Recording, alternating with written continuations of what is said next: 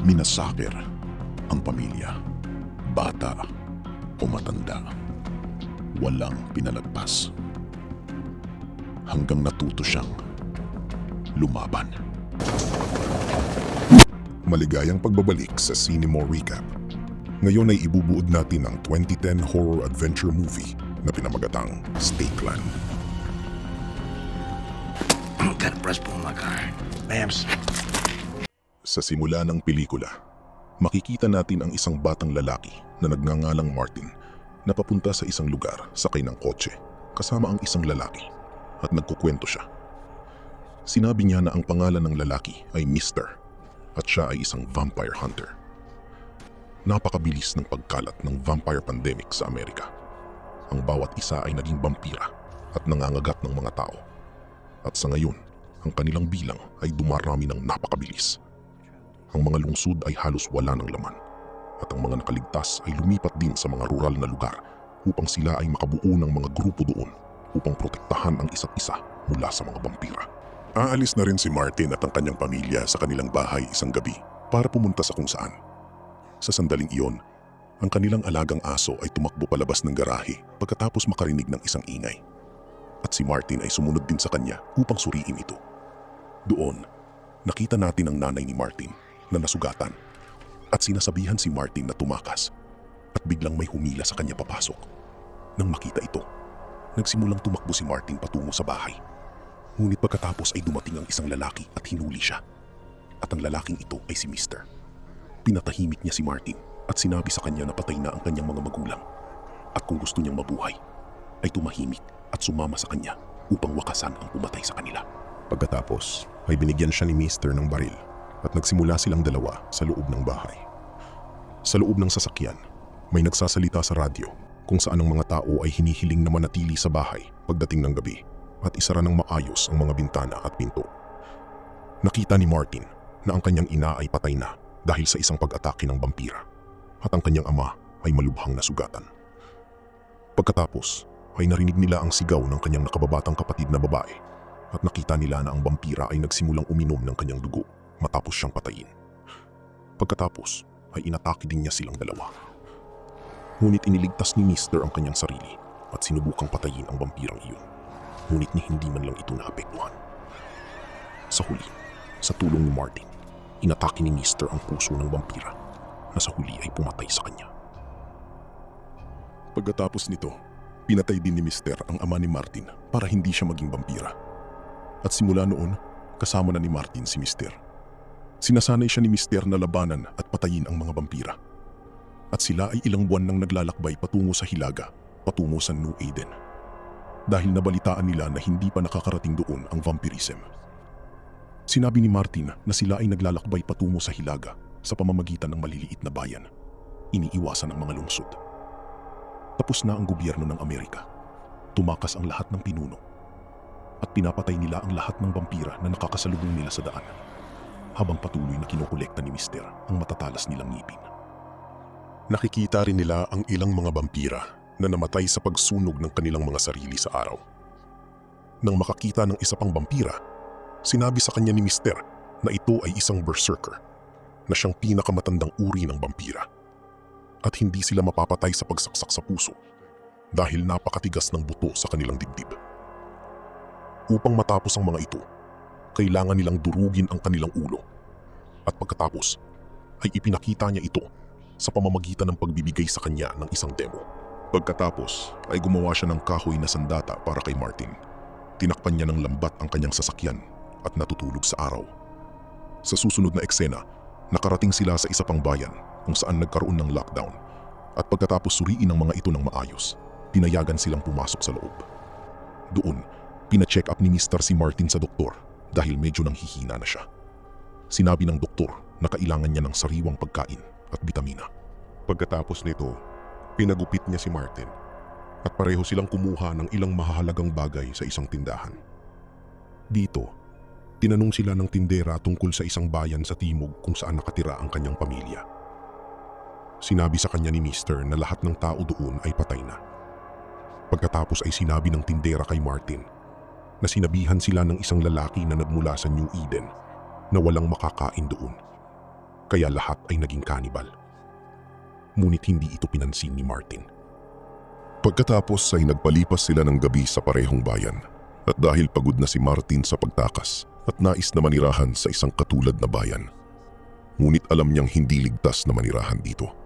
Kaya't muli siyang umalis patungong norte kinabukasan kasama si Mister. Sa daan, isang sugatang babae ang dumating sa harap ng kanilang sasakyan palabas ng kakahuyan na mukhang isang madre at hinahabol ng dalawang batang lalaki na nagtatangkang gumawa ng masama sa kanya. Pinatay ni Mister ang dalawang lalaki at isinama niya ang babae.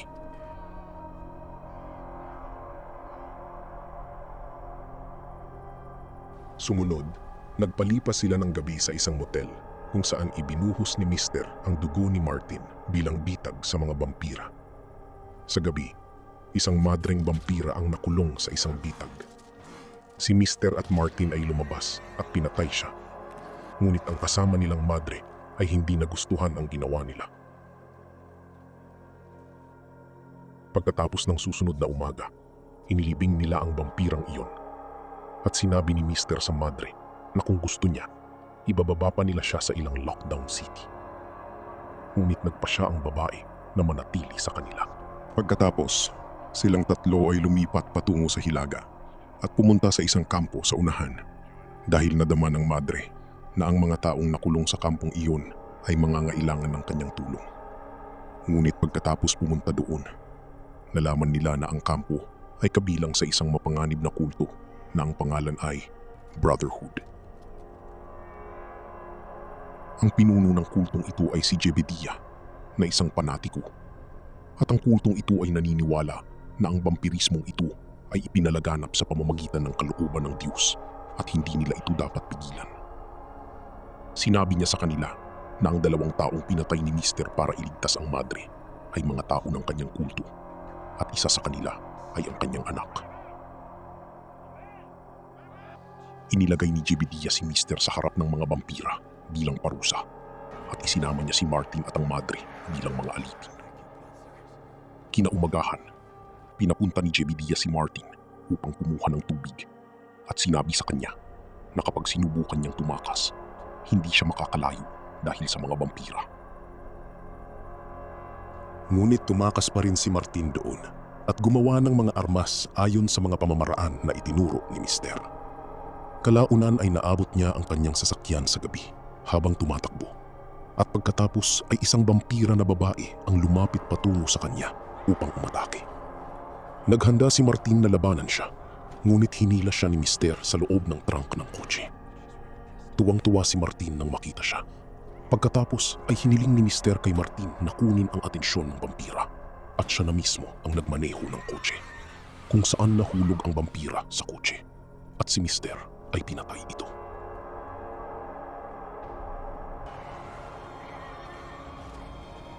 Kinaumagahan, may balita sa radyo na hinahanap ng Brotherhood sina Martin at Mister.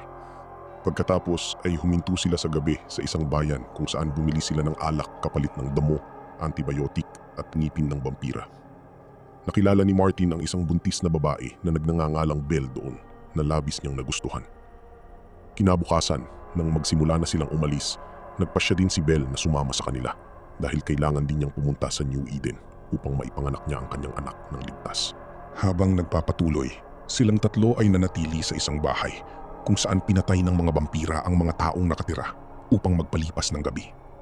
Nakahanap si Martin ng isang batang babae sa atik ng bahay na iyon na naging vampira. Mabilis na bumaba si Martin at ipinaalam kay Mister at ang babaeng iyon ay bumaba rin pagkatapos niya. Ngunit pagkatapos ay nahuli siya ni Mister at pinatay siya ni Martin.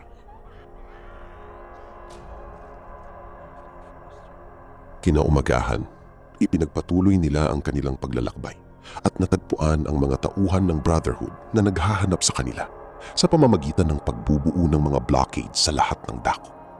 Pagkatapos ay nagsimula silang maglakbay sa gabi, umiiwas sa mga pangunahing kalsada. Pagkatapos ay nakaharap sila ng isa pang vampira na pinatay ni Martin. Biglang narinig nila ang boses ng isang tao na nagmumula sa kubeta sa gilid ng kalsada at isang batang lalaki na nagngangalang Willie ang lumabas mula rito. Sinabi niya sa kanila na ikinulong siya ng Brotherhood upang ipakain siya sa harap ng mga vampira. Dahil dito ay naiintindihan ni Mr. na ito ay teritoryo ng Brotherhood at sinabi niya na dapat silang umalis sa lalong madaling panahon. Sinabi ni Willie sa kanila na siya ay nasa US Army at tinawag siya dito mula sa Middle East para malabanan niya ang outbreak na ito at mailabas ang mga tao dito at dalhin sila sa Canada. Sinabi niya na ang Brotherhood ang may pinakamalaking kinalaman sa pagpapalaganap ng pandemyang ito at ang gitnang silangan ngayon ay nawasak na din.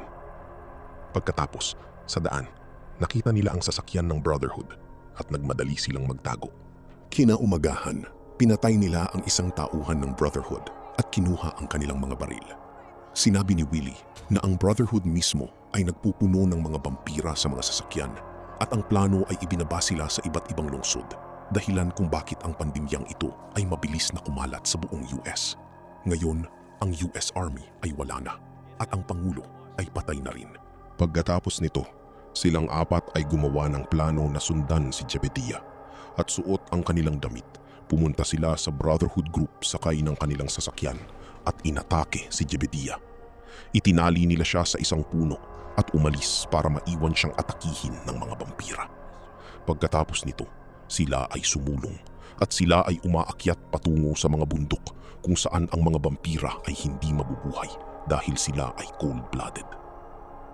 Nang maglaon, narating nila ang isang survivor camp na itinakda ng army kung saan ang lahat ay masayang namumuhay dahil di na sila nag-aalala sa mga vampira.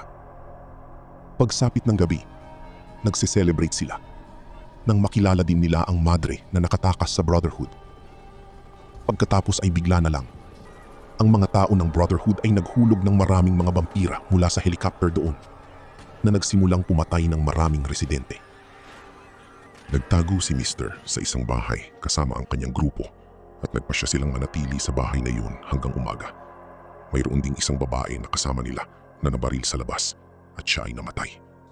Kinaumagahan, sinabi ng isang opisyal kay Mr. na kontrolado na nila ang lahat na yun at inanyayahan silang manatili at tumulong sa muling pagsasaayos ng pamayanan. Ngunit nagpasya ang grupo na maglakbay muli sa Hilaga.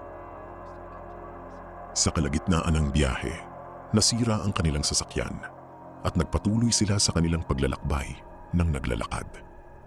Nagagawa nilang maiwasan ang mga mapanganib na lugar sa loob ng ilang panahon. At pagkatapos ay nakahanap sila ng isang inabandonang junkyard ng sasakyan at nagpasya na manatili doon. Ngunit sa gabi, inatake sila ng mga berserker, ang pinakamatanda at pinakamalakas na uri ng vampira. Tumakbo sila sa isang maisan at inilihis ng madre ang paghabol sa iba. Ngunit pagkatapos ay binaril ang sarili sa ulo ng napakarami na nila. Pagkatapos ng ilang araw na paglalakad sa ilang, sumilong sila sa isang sirang school bus na nakakamping at napansin sa umaga na nawawala si Willie. Hinanap siya ng tatlo.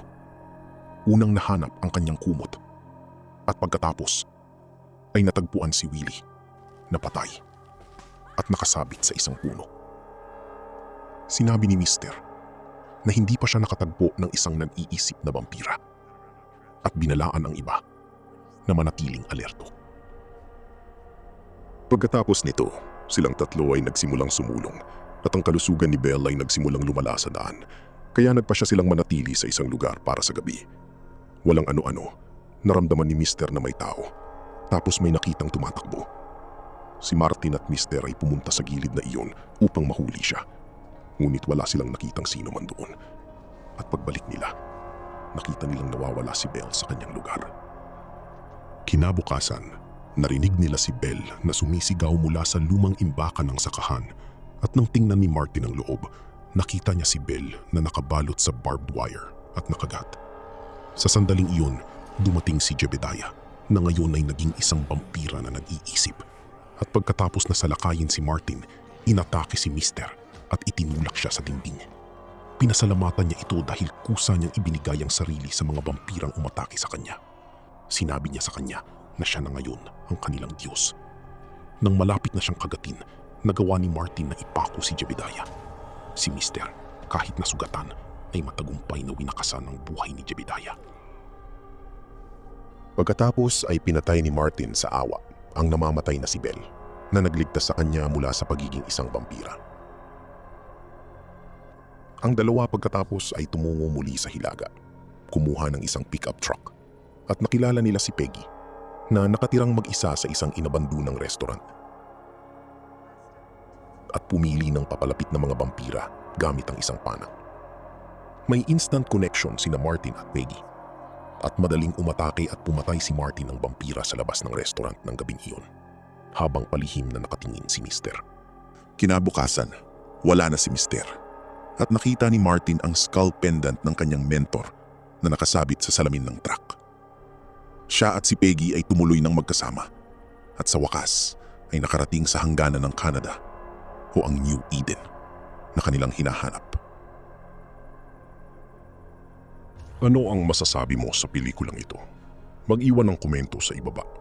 At kung nagustuhan mo ang videong ito, mag-like at mag-subscribe para sa higit pang recaps. Hanggang sa muli.